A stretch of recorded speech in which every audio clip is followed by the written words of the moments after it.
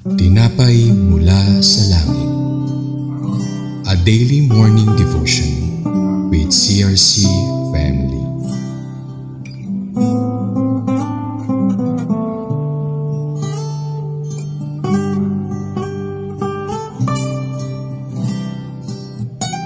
Isang mapagpalang umaga mga kapatid. Ako po si Sister Julie Ilaga mula sa CRC San Pedro, Laguna. Narito tayo muli upang simulan ng araw natin kasama ang salita ng Diyos bilang gabay. Tayo po ay tumako muna sa isang maikling panalangin. Diyos sa mga makapangyarihan, maraming salamat po sa mapagpalang umagang ito na ibinigay mo sa amin upang makapag-aral at makapakinig ng iyong mga salita. Maraming salamat po sa mensahe na ibinigay mo sa amin ngayon. Naway pagkalooban mo po kami ng sapat na karunungan at kalaman sa mga mensahe na ibinigay mo sa amin. Maraming salamat po at tanggapin mo po ang aming mataas na papuri at pagsamba. In Jesus' name we pray. Amen.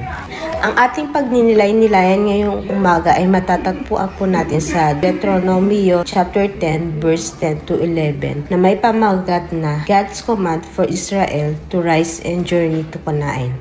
Ating basahin ang mga bersikulo. 10. Tulad noong una, 40 araw at gabi akong nanatili sa bundok at pinakinggan naman ako ni Yahweh. Dahil dito, hindi na niya itinuloy ang balak na pagpuksa sa inyo. 11. Sinabi niya sa akin na pangunahan kayo sa paglalakbay at pagsakop sa lupaing ipinangako ko sa inyong mga ninuno. Napakaganda ng mensahe ng ating mga bersikulo na ipinahag ng Diyos sa ating ngayong umaga.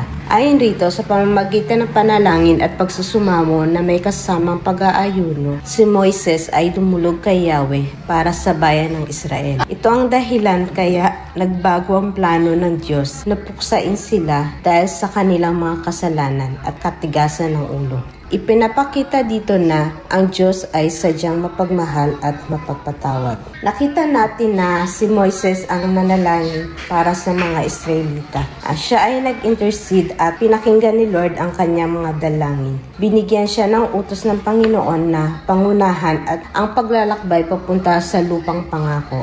At sa ating mga buhay ngayon, huwag tayong mapapagal o mapapagod na laging kausapin si Lord. Na laging manalangin sa Kanya, hindi lang para sa sarili natin, kundi para na rin sa iba. Dahil sa tamang panahon, didinggin niya rin tayo. Kaya tandaan natin na makapangyarihan ang panalangin.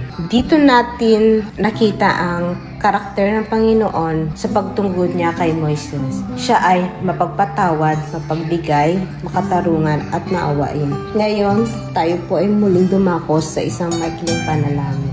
Lord, maraming salamat po sa panibagong umaga ito na muli kami nakapagpakinig at nakapag-aral ng iyong mga salita. Naway maging aral at gabay po namin ng bawat isang mga mensaheng aming mga narinig ngayong umaga ito.